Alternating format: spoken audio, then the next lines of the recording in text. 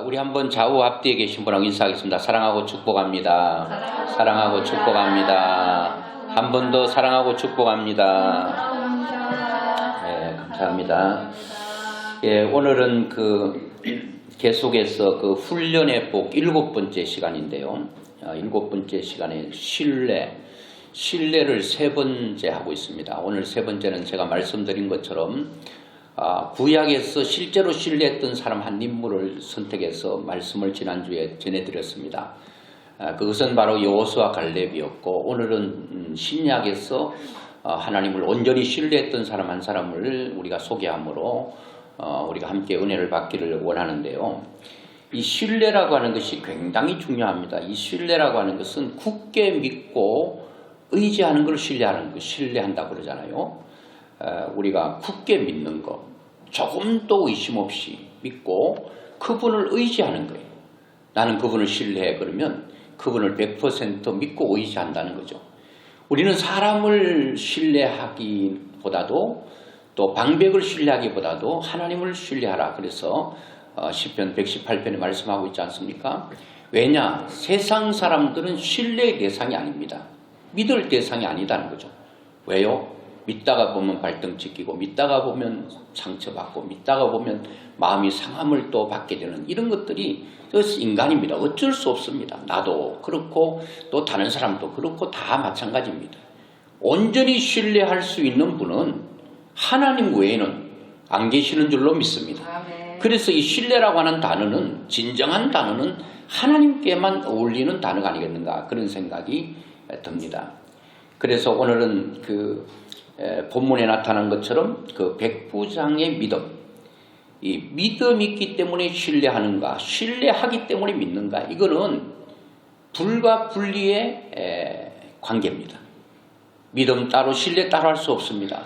내가 그분을 신뢰하기 때문에 믿을 수 있고, 믿기 때문에 그를 신뢰하는 것입니다. 이것이 외적으로 나타나는 것이 뭐냐면 경외심으로 나타나는 거죠.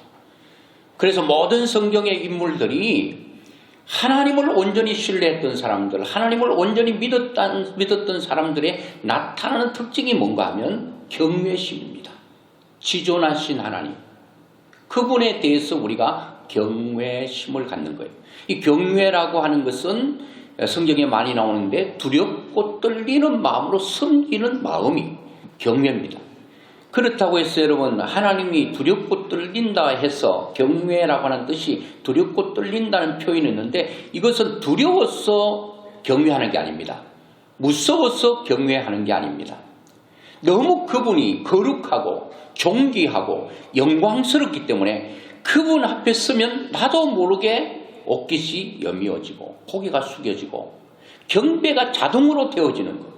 왕이신 나의 하나님, 찬양이 저절로 나오고 지존하신 하나님의 그 이름 앞에 엎드리고 절하고, 그리고 하나님을 높여드리는 것, 이게 바로 경외잖아요. 어떤 분이 저는 못 봤는데 글을 쓴 거 봤더니, 가수 하면은 가왕이 있습니다. 왕 중에 왕, 가왕 중에서 나훈아도 가왕이죠. 그리고 이제 이 조용필 씨도 가왕입니다. 아마도 이제 후배 가수들하고 가왕되는 그 조용필 씨가 함께 이제 무대로 나가기 전에 이제 대기실에 잠깐 머물 때가 있었다고 그래요. 그때 이제 TV 장면에서 이제 본 얘기를 쓴 걸 봤는데, 아주 그들도 쟁쟁한 이 가왕 조용필 씨와 어깨를 나란히 할 정도의 실력자들입니다. 그들이 함께 모였어요. 그런데 그렇게 쟁쟁한 유명한 가수들도 가왕 앞에서는 고개를 못 들더래요. 가왕의 눈을 똑바로 못 쳐다보더라는 거예요. 왜요? 가왕이 두드리 팹니까? 폭력을 합니까? 아니면 무슨 무력을 행사합니까? 가만히 앉아있는데도 그 자기들도 유명한 이름을 가진 가수들임에도 불구하고 가왕 앞에는 감히 고개를 들 수 없고 눈을 똑바로 마주칠 수 없고 그렇다는 거예요. 누가 여러분 조용필 씨가 눈 깔아 그랬습니까? 고개 숙여 그랬습니까? 안 그랬단 말이에요. 자신들이 그렇게 가왕을 바라볼 때 우러러 보는 거예요. 이게 여러분 경외심이 아니겠습니까? 사람들도 나보다도 더 위대한 사람 앞에서는 자기도 모르게 무릎이 꿇어지고 고개가 숙여지고 경배하고 싶은 마음이 우러난단 말이에요. 그렇다면 여러분, 사람과 비교할 수 없는 살아계신 하나님을 그분들이 신뢰하고 그리고 그분을 진정으로 믿고 있다면 그분 앞에 우리의 자세는 어떤 심령이 돼야 되겠는가? 당연히 경외심이 있어야 된다는 거예요. 그리고 한 유명한 가수는 말을 가왕 앞에 가서 더듬거리면서 하는 말이, 아이고 우리 아버지가 가왕님의 팬입니다. 그러니 우리 아버지인데 우리 가왕님의 사인 한 장 해다 드리면 우리 아버지가 너무 기뻐할 것 같으니 한번 사인 한 장 해달라고 그렇게 부탁했습니다. 그러면서 황공스럽게 생각하고 황공무지로 소이다 하면서 그 사인을 벌벌 떨리는 마음으로 받아내는, 여러분 사람은 그런 거예요. 뭔가 우러러 보는 존재 앞에서는 자기도 모르게 무서움이 아니에요. 두려움이 아니에요. 그가 무엇을 나에게 와력을 행사해서가 아니라 자동적으로 그렇게 되는 거예요. 오늘 여러분 본문의 말씀을 보면 백부장이라고 하는 사람이 나옵니다. 백부장. 백부장은 자기 밑에 100명의 부하들이 있는 사람. 그래도 어느 정도 위치죠. 백부장 같으면 자기 아래 100명의 부하들이 있습니다. 어떤 사람이 이렇게 표현했습니다. 이 백부장의 권력은 황제와 동일시된다고 표현되어 있더라고요. 황제의 권위가 얼마나 큽니까? 황제의 권력이 얼마나 있습니까? 그런데 이 황제와 백부장과의 이 동일시할 정도로 이 백부장에게는 그만큼 권력이 있다는 거예요. 그만큼 힘이 있다는 겁니다. 그런데 이 백부장에게 고민 하나 있었습니다. 하인이 병들어 죽게 됐다는 거예요. 그러니까 하인이 죽을 병에 걸렸다는 거예요. 백부장이니까 뭐 백방으로 노력해서 아는 사람도 얼마나 많겠습니까? 의원도 찾아가고 뭐 병원도 찾아가서 백방으로 노력했지만 자기 종이 고침을 못 받았겠죠. 그러니까 이제 죽음만 기다리고 있는 불쌍한 종. 여기서 어떤 사람은 이 백부장은 자기 밑에 많은 종들이 있다 하지만 종들은 그 당시에는 여러분 사람 취급받지 않고 그냥 물건 취급하다가 힘있고 능력이 있으면 집에서 쓰다가 기운 떨어지고 병들면 버려도 괜찮은 물건 취급받는 그런 시대에 이 자기 집에 있는 종을 이렇게 사랑했다는 것은 백부장의 근본적인 마음도 드러나 있잖아요. 사랑이 있는. 예수님께 갔습니다. 예수님께서 그 얘기를 들으시고 백부장의 중심을 보셨죠. 그 백부장이 종을 사랑하는 마음을 보셨겠죠. 그 긍휼히 여기는 마음을 보셨겠죠. 그래서 예수님께서 감동을 하셔서 내가 가서 고쳐주리라 이렇게 얘기했거든요. 그랬더니 백부장이 하는 말이, 아이고 주님이 우리 집에 오시는 거는 내가 감당하지 못하겠사오니 여기서 주님께서 한 말씀만 하시면 집에 있는 종이 깨끗이 낫겠습니다. 이 얘기를 딱 한 거예요. 그러면서 자기가 이제 그 관계를 얘기합니다. 내 위에도 내가 섬기는 분이 있고 내 밑에도 사람들이 있는데 위에 사람이 나에게 명령하면 나는 윗사람의 말을 듣습니다. 그리고 내가 내 아래 사람에게 말하면 그 아래 사람들이 다 순종합니다. 그러면서 예수님께서 다만 말씀만 하셔도 내 종이 낫겠다. 이런 얘기를 자기를 비유를 하면서 말씀을 합니다. 예수님께서 무릎을 치면서 박수를 치면서 그 있는 사람들에게 자랑을 있는 대로 합니다. 내가 이스라엘에서 이만한 믿음을 만나보지 못했다. 대단한 믿음의 사람이다. 이렇게 주님께서 칭찬을 하셨거든요. 여러분 우리도 예수님 앞에 야 너도 참 대단한 믿음을 가졌구나. 이 백부장이 예수 그리스도의 그 말에 얼마나 신뢰를 했는지 얼마나 믿었는지 말씀만 하시면 됩니다. 예수님의 말씀은 시공간을 초월하고 여러분 어디에 있든지 예수님의 말씀을 하시면 그대로 됩니다. 여기서 딱 말한 그 말이 어디에 있든지 그것이 그곳에서 응답이 떨어지고 예수님의 말씀이 그대로 실상으로 나타나고 예수님의 말씀이 그대로 실제화가 되고 이런 믿음을 가지고 있다는 겁니다. 오늘 여러분 우리는 이 백부장의 믿음과 우리의 믿음을 생각해 보면 어떤가? 참 우리도 이런 믿음을 주님으로부터 칭찬을 받을 수 있다면 이게 여러분 사람들의 칭찬이 아니지 않습니까? 사람이 당신 믿음 좋다 그런 얘기 아니지 않습니까? 바로 하나님이신 예수님께서 칭찬할 믿음 같으면 최고의 믿음을 가지지 않았겠습니까? 그 최고의 믿음이 뭡니까? 말하면 그대로 된다. 말하면 그대로 성취가 된다라고 하는 이 믿음, 얼마나 백부장이 하나님을 예수님을 신뢰했으면 믿었으면 이런 고백을 할 수 있었냐 말입니다. 참 부러워요. 저는 이 백부장의 믿음을 보면서 그런 생각을 했습니다. 야, 부럽기는 한데 우리도 이런 백부장의 믿음을 가지기만 하면 그 역사는 그대로 이루어지면 계속 그대로 하나님의 역사를 경험하게 된단 말이에요. 이제는 여러분 예수 믿는 것을 말로만 해야 될 시대가 아닙니다. 시대가 점점 악해져 가고 있기 때문에 이제는 하나님을 나를 통해 보여주는 역사가 일어나야 되는 것입니다. 오늘 또 말씀을 들을 때에 이 백부장에게 역사했던 하나님의 역사가 여러분 머리부터 발끝까지 일어나기를 주의 이름으로 축원합니다. 저는 또 기도하기를 원합니다. 그때에 하나님께서 이런 놀라운 역사가 실제로 이루어지는 그런 현장들이 일어나야 된다는 겁니다. 오늘 여러분 예수 그리스도의 살아계심, 하나님의 살아계심이 여러분 막연히 추상적으로 막연히 관념적으로만 내 속에 들어와 있는 게 아니라 그 말씀이 실제화가 되어지는 것을 내 눈으로 보고 이 눈으로 하나님의 살아계심을 보여주는 그런 역사가 일어나야 이제는 앞으로 전도가 될 거예요. 귀신이 쫓겨나고 병든 자가 고침받고 죽은 자가 살아나는 이런 놀라운 역사가 오늘 믿음의 사람들을 통해 일어날 때에 하나님의 역사, 그 복음은 자동적으로 되지 않겠습니까? 우리가 지금 퇴임 전도를 위한 3인조 기도 운동을 하고 있고 기도가 뜨거워지기를 저는 늘 기도하고 있습니다. 우리의 가슴이 먼저 뜨거워져야 됩니다. 영혼을 향한 사랑하는 마음이 있어야 됩니다. 그래야 그들을 주님 앞으로 인도하고 싶은 간절한 마음이 있죠. 억지로 여러분 하십시오. 억지로 막 한다고 되는 게 아닌 것입니다. 내 가슴이 먼저 뜨거워져야 되는 것입니다. 먼저 하나님의 살아계심을 경험해야 된다는 겁니다. 그래서 저는 이 백부장이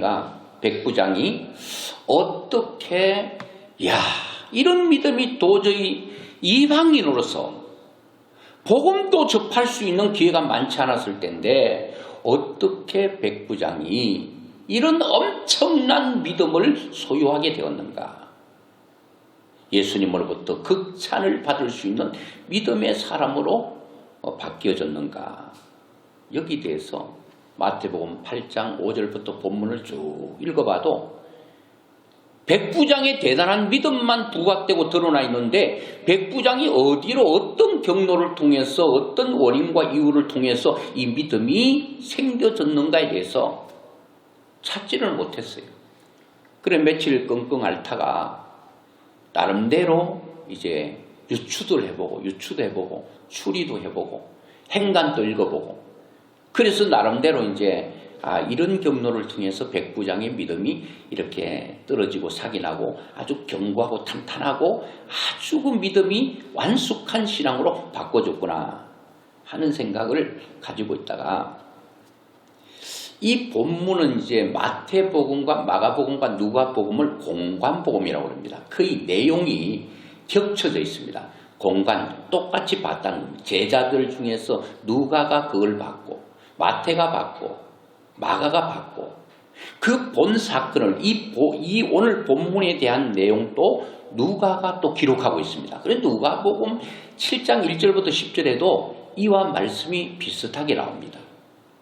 누가복음에는 마태복음에는 우리가 봤습니다만 누가복음에서는 백부장이 직접 예수님께 나와 하인의 문제를 얘기합니다. 그런데 누가복음에서는 백부장이 직접 가지 않고 유대 장로들을 통해서 예수님께 자기 종이 병들어 죽게 되었으니까 예수님 좀 오셔서 내 종을 좀 고쳐달라. 백부장이 직접 가지 않는 걸로 되어 있습니다. 그리고 유대인 장로들이 그 백부장의 얘기를 듣고 예수님께 가서 얘기하니까 예수님께서 내가 가서 고쳐주리라 가고 있는 백부장의 집으로 향하고 있을 때 백부장이 집에서 보낸 벗들이 길가에서 예수님을 만납니다. 그러면서 벗들이 이렇게 말합니다. 아이고 우리 백부장님이요. 예수님 모시는 거를요 부담스러워해요. 어떻게 예수님을 우리 집에 모실 수 있단 말입니까? 그러니까 예수님은 하나님인데 하나님을 어떻게 초라한 우리 집에 모실 수 있느냐 하는 겁니다. 그런 수고를 하나님이신 그분이 하게 해서는 안 된다는 겁니다. 그러면서 여기서 백부장 집에 있는 종, 예수님 보지도 못했어요. 얘기만 들은 거예요. 여기서 말씀하시면 내 종이 낫겠다고 백부장께서 말씀했습니다. 여러분, 그 벗들이 와서 예수님께 전한 얘기도 그 벗들의 얘기입니까? 백부장의 얘기입니까? 백부장의 얘기죠. 백부장이 직접 예수님께 말씀했던, 벗들이 얘기했던, 유대인 장로들이 얘기했던 이 모든 얘기는 백부장의 얘기예요. 백부장의 마음이에요. 백부장의 믿음이에요. 백부장의 그 심정을 예수님께 토하는 거예요. 그 한결같은 얘기가 뭔가 하면 예수님은 말씀만 하면 된다는 것이 핵심입니다. 이게 백부장이 예수님을 바라보는 믿음이에요. 백부장이 신뢰하는 예수님이라는 겁니다. 그래서 제가 누가복음을 읽는데 내가 이렇게 마태복음과 마가복음과 이제 마가복음에는 안 기록 안 돼 있는데 누가복음이 기록되어 있고 요한복음에도 이와 조금 다르게 요한복음은 사복음 쓰고 공간복음은 아니죠. 그런데 요한복음에도 4장에 보니까 이와 비슷한 내용이 나와 있어요. 자, 누가복음 7장 1절부터 10절에는 분명히 마태복음 8장 5절로 13절의 말씀과 똑같은 말씀이에요. 그런데 거기서 보니까 이야, 백부장의 믿음이 여기서 생겨났구나. 제가 본 거예요. 누가복음 7장 3절에 보니까 이렇게 말합니다. 7장 2절에는 어떤 백부장이 사랑하는 종이 병들어 죽게 되었다. 사랑하는 종이 그냥 감기 걸린 게 아니에요. 오미크론 걸렸다가 감기약 먹고 낫는 그런 게 아니에요. 이거는 죽을 병이에요. 고치지 못하는 병이에요. 서서히 죽어가고 있습니다. 그런데 7장 3절에 보니까 예수의 소문을 듣고라고 말합니다. 예수님에 대한 얘기를 들었습니다. 여기는 소문이니까 우리가 뭐 들려오는 바람처럼 들려오는 그런 것을 표현하고 있지 않고 이 백부장은 예수님에 대해서 아주 정확하게 예수님에 대해서 접했다는 거예요. 분명하고 정확하고 확실하고 선명하게 예수님에 대해서 그는 받아들였다는 거예요.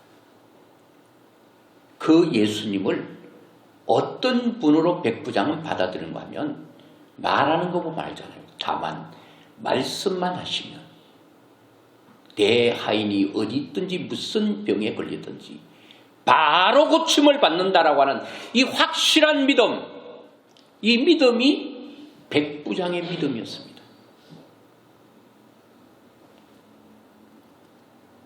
백부장은 하나님을 어떤 분으로 알고 있습니까? 바로 구약의 엘샤다이, 전능하신 하나님, 못하실 것이 없는 하나님, 그 하나님으로 예수 그리스도를 믿고 있는 거예요. 예수님과 하나님은 동격이잖아요. 능력과 모든 면에서 조금도 치우침이 없고 기울임이 없는 정확한 하나님이신 겁니다. 백부장이 누구를 통해서 복음을 정확하게 받아들였는지는 모르겠는데 저는 이것을 유추해 본 거예요. 그런데 복음을 받아들였는데 예수님에 대해서 너무도 정확하게, 너무도 확실하게, 너무도 선명하게 예수님에 대해서 알게 된 거예요. 왜요? 예수님이 전능하신 분으로 알지 못했다면 죽을 병에 있는 하인이 낫는다? 불가능한 거죠. 지금까지 다 해봤는데, 인간의 어떤 노력은 다 해봤는데 안 됐잖아요. 이제는 이 하인은 언제 죽느냐? 죽을 날만 기다리고 있는 그런 병이에요. 못 고치는 병이에요. 소생이 불가능한 문제란 말이에요. 그런데 백부장은 예수님 말씀하시면 이런 불가능한 내 종의 모든 문제도 된다는 거예요. 이게 어떤 믿음이에요? 예수님을 전능하신 하나님으로 믿고 있다는 거예요. 엘샤다의 하나님으로 믿고 있다는 거예요. 아마도 저는 백부장이 예수 그리스도에 대해서 들으면서 그분은 어떤 병에 걸렸더라 다 치료했다. 문둥병도 치료하고 심지어 죽어 냄새나는 나사로까지도 살렸던 분이야. 그런 거를 백부장은 믿었다는 거예요. 그 얘기를 듣게 됐다는 거예요. 바다도 명령하면 잔잔해지고 바람도 멈추라면 멈춰지고 이런 놀라운 권세를 가진 분, 그분이 바로 예수님인 것을 백부장은 분명하게 알았다는 겁니다. 그러니까 이 백부장이 예수 그리스도에 대해서 분명하게 신뢰할 수 있는 거죠.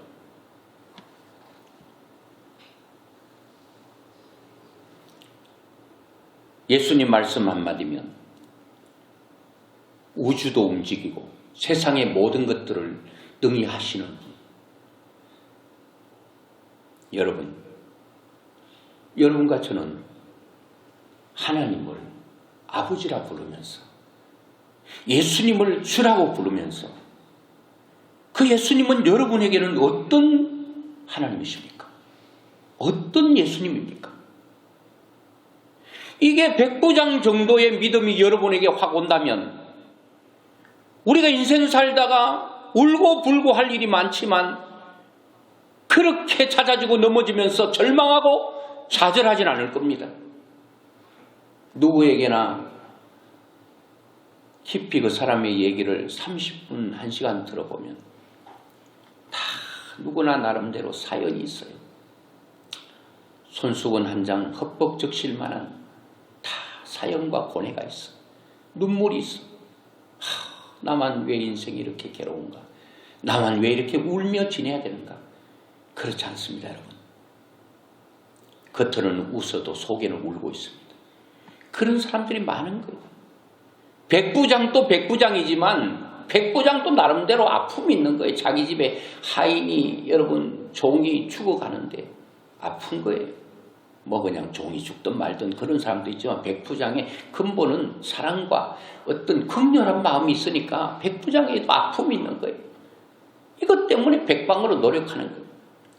그런데 해결할 길이 없는 절망만 계속 생기는 거예요. 실망만 생기는 거예요. 그런데 들어보니까 희망이 있다는 거예요. 소망이 있다는 거예요. 그분이 나의 소망, 나의 희망, 나의 기쁨, 나의 영원한 꿈이 되시는 분이 계셨는데 그분이 예수님이다. 그러니까 백부장이 마음에 큰 용기가 생기는 거예요. 오늘 여러분에게 예수님은 어떤 존재예요? 그냥 어떻게 믿고 있어요? 오늘 하나님께서 이 백부장의 믿음을 통해서 우리에게 촉구하고 도전하고 싶은 말씀이 있어요. 백부장은 이런데 너는 어떤가? 너는 나를 어떻게 믿고 있느냐? 너는 나를 어떤 존재로 인정하고 너가 진정으로 나를 믿고 있다면 나를 신뢰할 텐데 어떻게 생각하느냐? 우리는 그렇잖아요. 아이고 제가 전화로 기도해 드릴게요.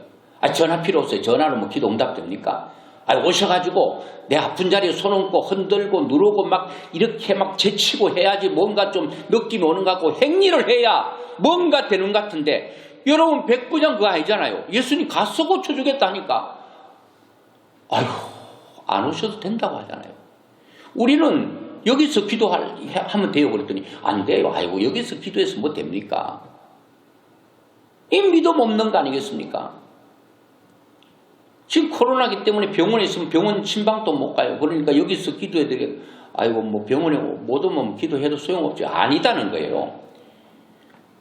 예수님의 말씀이 그러면 예수님 그 당시는 됐다. 백부장이 예수님 눈앞에 있으니까 됐는데 그러면 그 예수님이 지금 눈앞에 없는데 어떻게 하란 말인가? 예수님께서 하신 말씀이 성경에 다 기록해 놓으셨잖아요.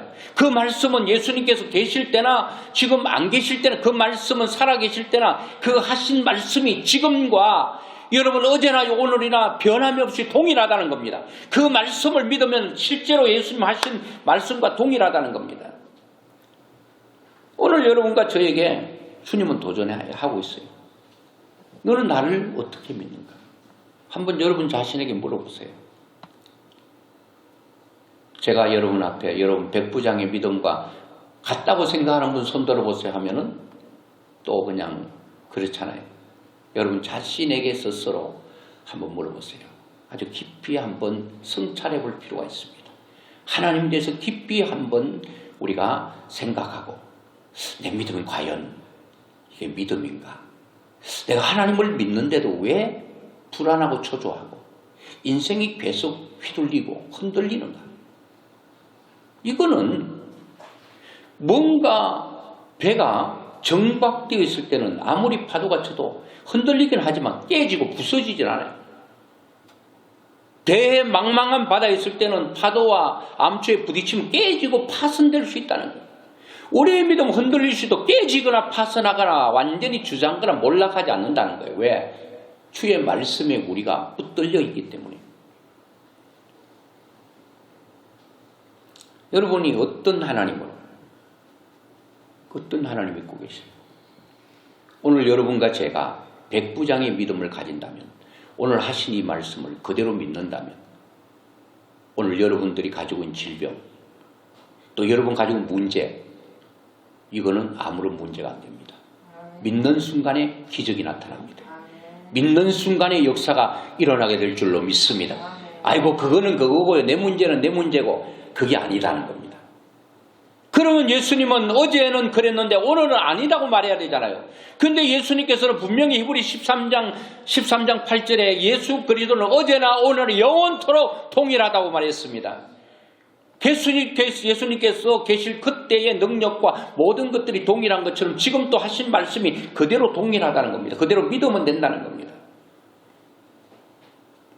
자, 복음을 들었는데 누구를 통해 들었을까? 제가 생각해 봤어요.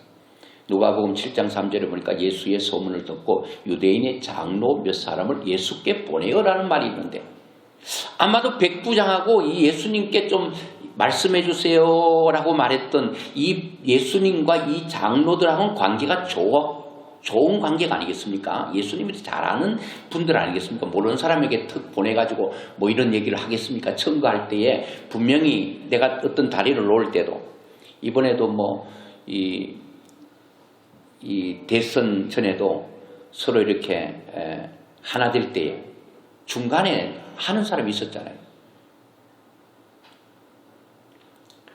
자, 그러면은 예수님의 복음을 저는 생각하기는 이 백부장이 알고 있는 유대 장로들하고 백부장하고 유대 장로들하고 관계가 있고, 이 유대 장로들하고 또 예수님하고 관계가 있으니까 백부장은 유대 그 장로들을 통해서 예수님께 자기 종의 문제를 청구한 거예요. 좀 도와달라. 그러면 장로들이 말하잖아요. 이분에게는 반드시 가서 좀 해줘야 됩니다. 왜? 이분은 하나님을 사랑해서 회당도 지어준 사람입니다. 저는 그래서 이제 이 예수님의 소문을 듣고라는 말을 찾지 못했을 때는 제가 이 백부장이 그 회당을 지어주고 그 회당을 지어줬기 때문에 이제 그 회당에서는 뭐 하는 겁니까? 그 예수님께서 회당에 가서 말씀을 가르치고 복음을 전가한단 말이에요.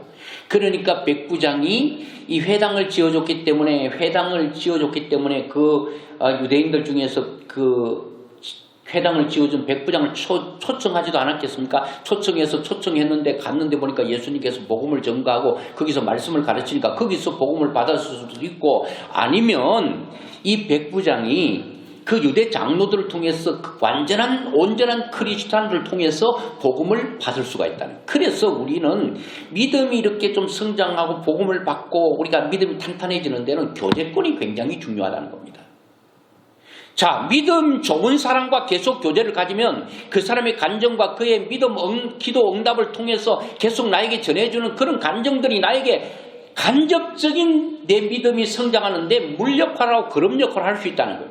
그런데 나보다 더 믿음 약한 사람하고 계속 교제하다 보니까 자꾸 믿음 없는 소리만 텅텅 하니까 내 믿음 있는 것마저도 우리가 소멸될 수 있다는 겁니다. 그래서 항상 나보다 믿음 좋은 사람하고 관계를 맺는 것, 그 굉장히 중요하고, 더더욱 중요한 것은 바로 하나님의 말씀과 계속 교제를 나눌 때에 나도 모르게 믿음이 성장하게 된다는 겁니다. 그러니까 분명히 백부장은 예수의 소문을 듣고 복음을 분명히 받을 수 있는 그런 교제권을 통해서, 사람들을 통해서 복음이 흘러갔던 게 정확하고, 그 흘러보낸 사람들이 정확하게 예수님에 대해서 백부장에게 예수님에 대한 얘기를 했다는 겁니다. 여러분들도 믿지 않는 사람들, 여러분 다 교제권이 형성된 것은 여러분하고 차 마시고 밥 먹고 여러분하고 뭐 친교하라고 여러분 교제권을 형성시킨 게 아니에요. 내가 믿는 예수 그리스도를 믿지 않는 사람들에게 복음을 전하도록, 이 백부장 이방인이 예수에 대해서 몰랐는데 예수 그리스도를 믿는 사람과 교제를 하다 보니까 예수님에 대해서 알게 되었고 복음을 듣게 됐고 그 믿음이 점점 성장해서 이런 엄청난 예수님으로부터 칭찬받는 믿음으로 성장할 수 있었다라고 하는 것입니다. 그래서 이 사람의 믿음은 들음으로부터 생겼습니다. 그래서 로마서 10장 17절에 그러므로 믿음은 들음에서 나며 들음은 그리스도의 말씀으로 말미암는다고 그랬어요. 여러분, 우리가 말씀을 듣지 않고는 우리의 믿음이 생기지 않아요. 그 듣는 말씀이 바로 그리스도의 말씀이 되어야 된다는 겁니다. 하나님의 말씀이 되어야 된다는 겁니다.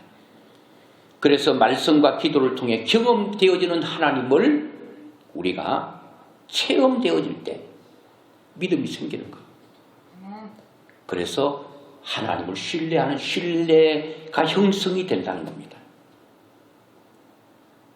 말씀과 기도를 통해서 하나님이 경험되어진다는 거예요. 그리고 말씀과 기도를 통해서 하나님이 체험되어진다는 겁니다. 이런 것을 떠나서는 절대로 하나님을 신뢰할 수 있는 믿음이 생기지 않는다는 겁니다. 세상에 좋은 강의 들었다고, 연설 들었다고 믿음 생기지 않는다는 겁니다. 오직 말씀을 통해서, 기도를 통해서, 때로는 고난을 통해서, 기도 응답을 통해서 내 믿음이 성장되고 자꾸 자라난다는 겁니다. 이거를 여러분 계속 훈련하셔야 됩니다. 신뢰를 훈련해야 됩니다. 언제까지요? 습관이 될 때까지. 내가 주님을 이 백부장의 믿음처럼 그렇게 고백되어질 때까지 하나님의 말씀과 그 말씀은 그대로 내 삶 가운데 실상이 된다 라고 생각할 때 그게 내 질병이 되었든 문제가 되었든 내 형편이 되었든 뭐가 되었든 그대로 이루어지는 겁니다.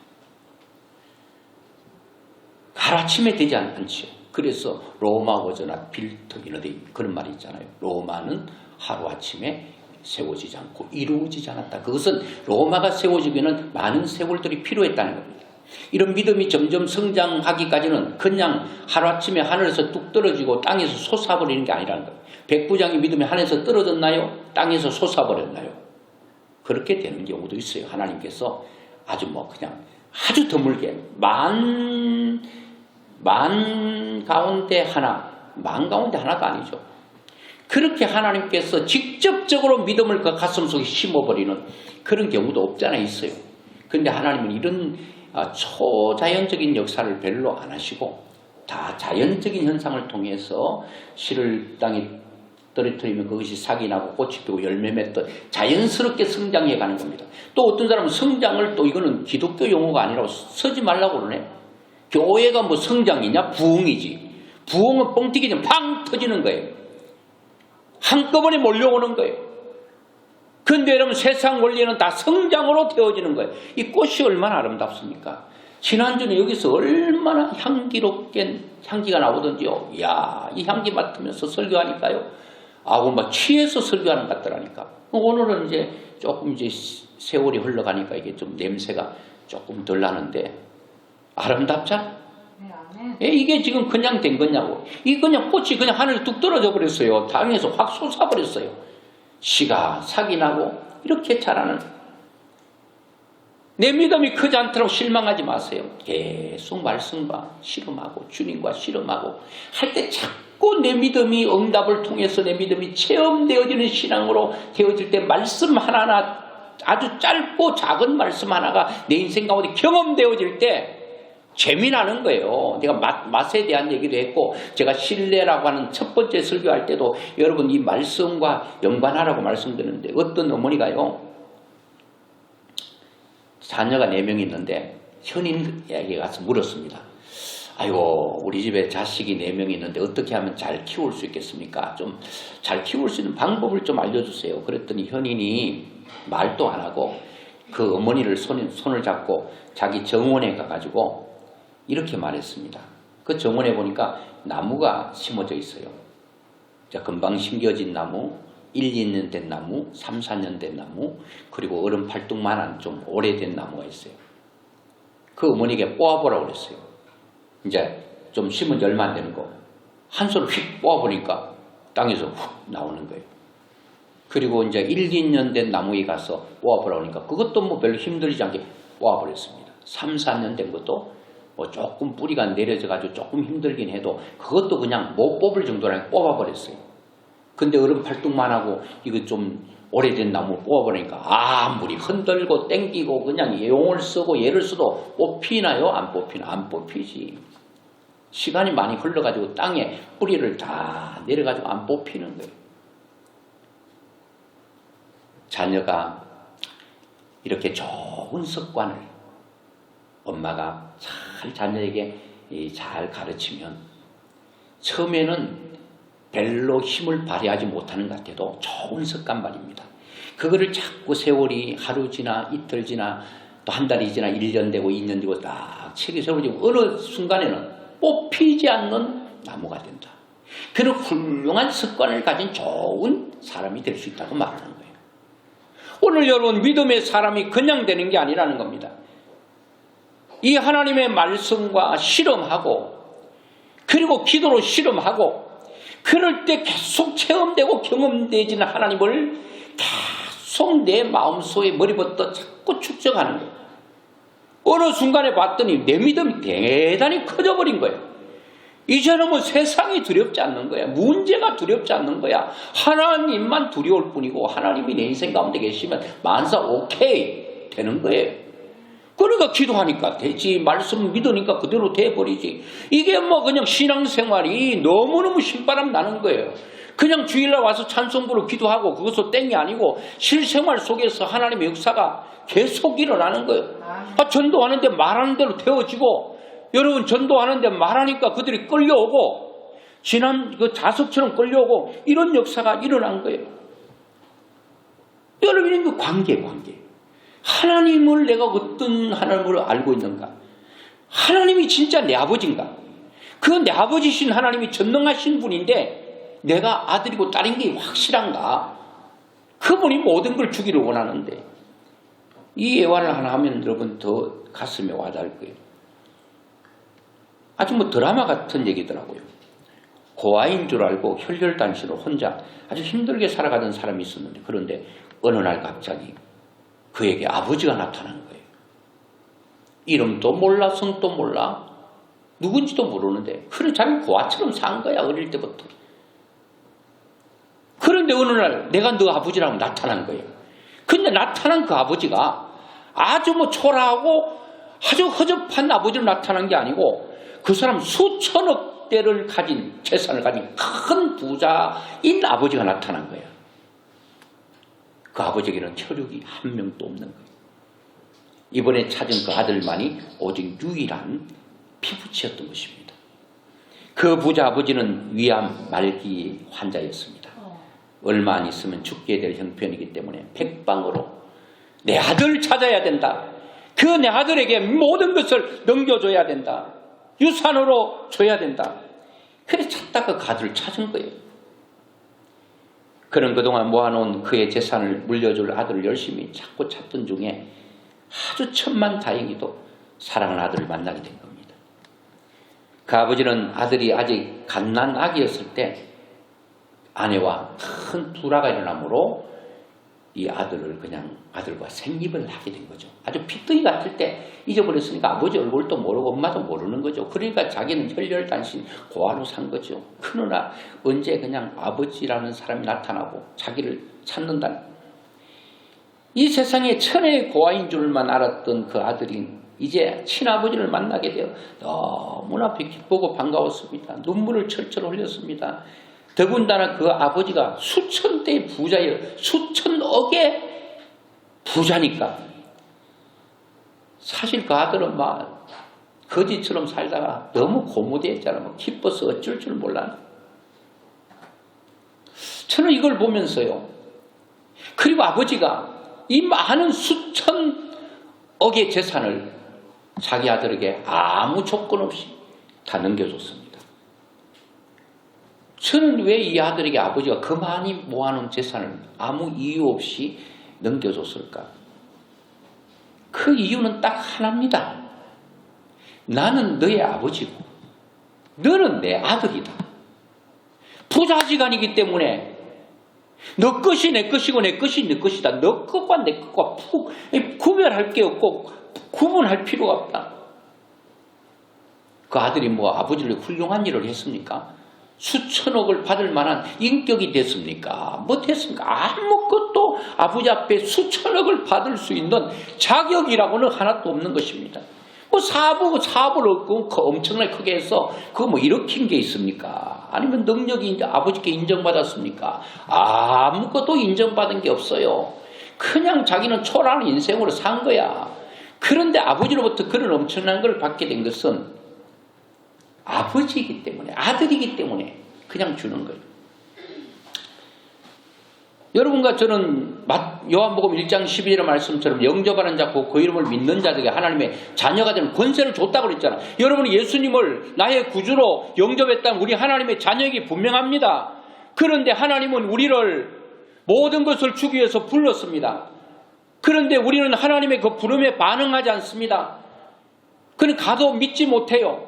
아버지가 돈 주려고 해도 아이고 이건 뭐 거짓말이겠지. 이 아들이 그랬을까요? 100% 믿어버린 거죠. 하나님은 우리에게 엄청난 것을 지금 예고하고 약속하고 있어요. 그런데 우리가 그 아버지를 아버지로 알지 못하면, 그 아버지의 능력 많으신 아버지를 능력 있는 분으로 인정하지 않으면 나에게 아무것도 흘러 들어올 수가 없습니다. 이제는 하나님은 내 아버지인 것을 증명하셨어요. 이제는 내가 아버지의 아들이요 딸이라는 것을 여러분이 반응할 때입니다. 어떻게 반응해야 될까요? 신뢰로 반응하는 거예요. 믿음으로 반응하는 거예요. 주님은 그대로 된다 라고 하는 이 신뢰 회복만 일어나기만 하면, 하나님과 놀라운 관계 회복만 일어나면 여러분의 인생은 전능하신 하나님이 책임질 것입니다. 염려하지 말고 걱정하지 말고 믿음으로 나가면 반드시 승리하게 될 줄로 믿습니다.